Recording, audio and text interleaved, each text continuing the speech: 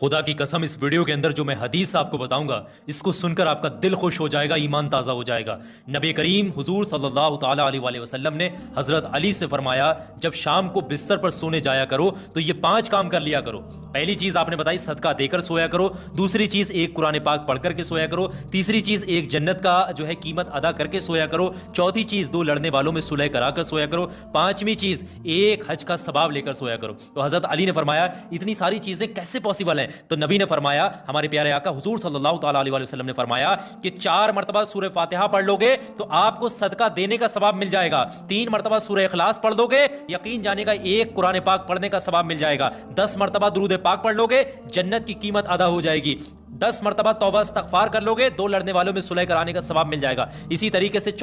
تیسرے کلمے کو 4 بار پڑھ لو گے تو آپ کو ایک حج کرنے کا ثواب مل جائے گا۔ یہ بہت خوبصورت حدیث ہے، اس کو آگے شیئر کریے گا، زندگی بدل جائے گی ان چیزوں پر۔